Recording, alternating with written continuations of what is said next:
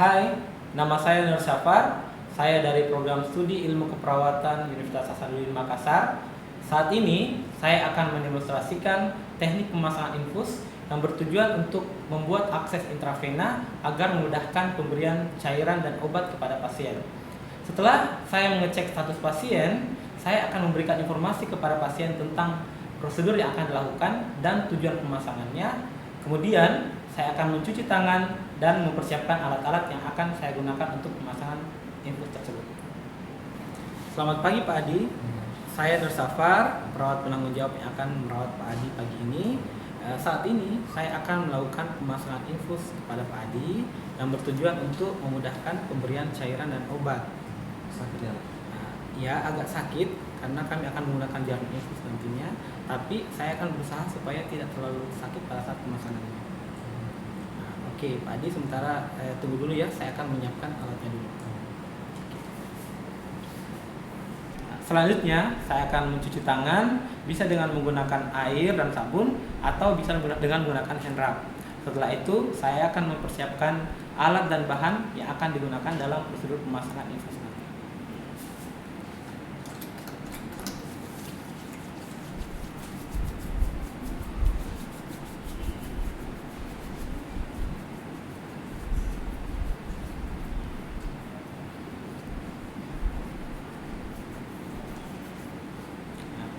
Adapun alat-alat dan bahan yang akan digunakan dalam pemasangan infus, pertama kita mempersiapkan cairan yang akan digunakan sesuai dengan kebutuhan pasien.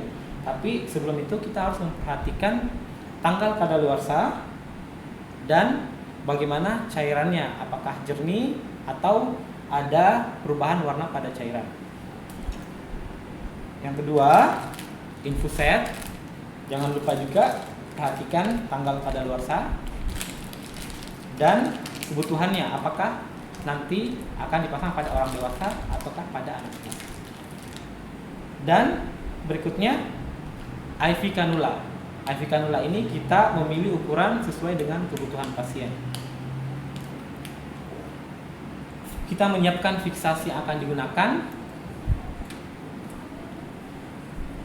kapas alkohol, lalu tangan bersih, perlak untuk melapisi supaya pada saat ada kebocoran tidak mengotori linen pasien, dan torniket. Selanjutnya saya akan mempersiapkan cairan infus dan menyambungkannya dengan selang infus. Buka segel cairan infus tanpa menyentuh di dalamnya. Terus kita membuka selang infus. Selanjutnya kita menghubungkan selang infus dengan botol cairan dan jangan lupa mengklem pada tubnya supaya cairannya tidak bocor. Pada saat menghubungkan pastikan tidak menyentuh bagian dari spike supaya kesterilan cairan ini tetap terjaga.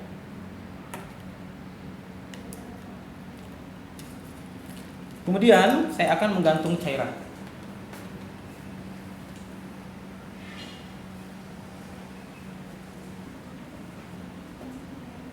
Setelah itu saya akan mengisi chamber pada selang infus dan mengosongkan udara yang ada dalam selang.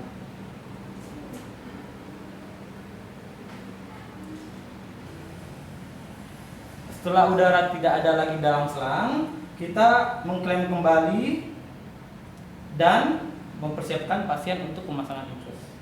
Selanjutnya saya akan memulai pemasangan infus kepada pasien. Pertama-tama saya akan memasang perlak di bawah telapak tangan pasien. Pak, permisi Pak, saya akan pasang perlaknya dulu.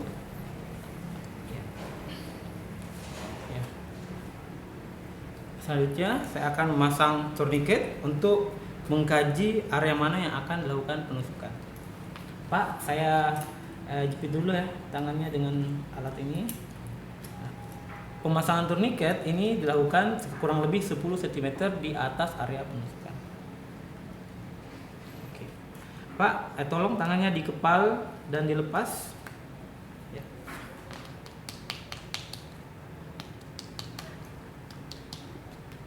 area penusukan kita tepuk-tepuk supaya vena yang akan dilakukan penusukan menjadi lebih jelas. Setelah tempat penusukan jelas, saya akan memakai sarung tangan bersih.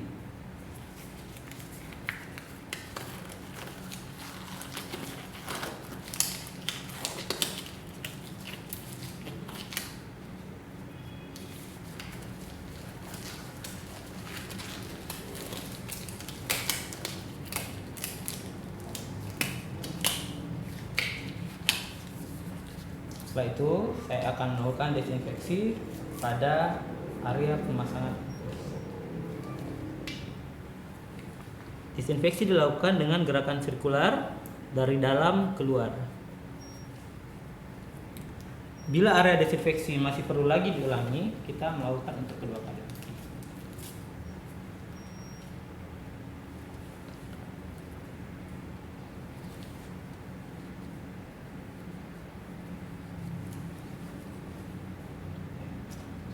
Setelah itu kita menunggu tempat yang telah didesinfeksi sampai kering. Setelah kering, kita boleh melakukan penusukan pada area tersebut.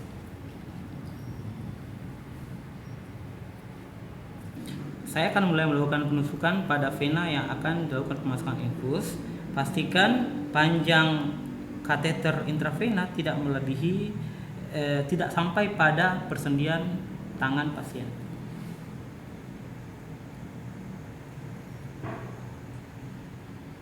Saya tutup Pak ya.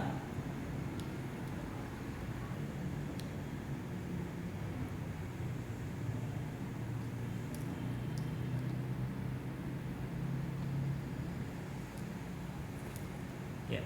Apabila darah sudah ada pada ruang belakang kateter intravena, maka jarum yang ada dalam kateter kita tarik dan tourniquet kita buka. Kemudian saya akan menekan pada ujung kateter supaya pada saat saya menarik mantrik ini tidak akan keluar darah.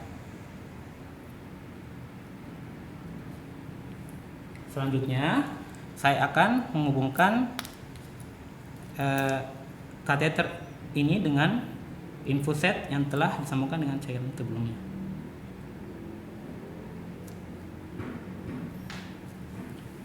Setelah tersambung, saya akan mengalirkan cairan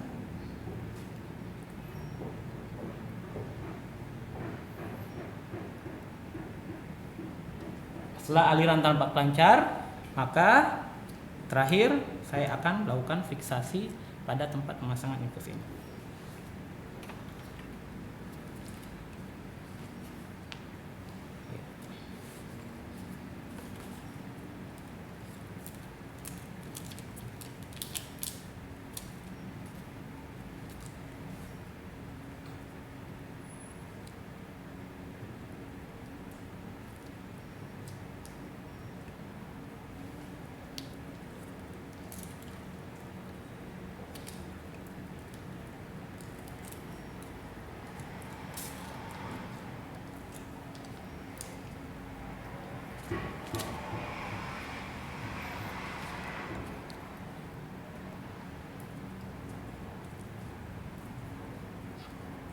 Ya. Setelah cairan infus terpasang, kita mengatur kembali tetesannya sesuai dengan kebutuhan pasien, dan jangan lupa untuk memasang tanggal pemasangan infus dan ditempel di dekat pemasangan infus ini, dan juga memasang jumlah tetesan dan waktu pemasangan infus pada botol cairan.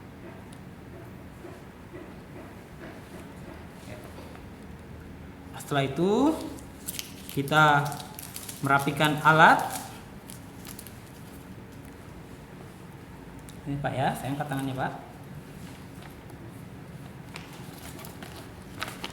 Menanyakan respon pasien Bagaimana Pak pemasangan infusnya? Kami sudah memasang dan ini sudah terpasang infusnya. Jadi Bapak tolong jangan diatur sendiri ya, ini klaimnya. Setelah saya merapikan pasien dan alat, saya akan mencuci tangan. Setelah saya mencuci tangan, saya akan mendokumentasikan tanggal pemasangan infus, jenis cairan, jumlah cairan, dan kecepatan tetesan. Jangan lupa untuk memeriksa tempat pemasangan infus setiap shift untuk mengidentifikasi awal kejadian plebitis. Demikian prosedur pemasangan infus. Terima kasih.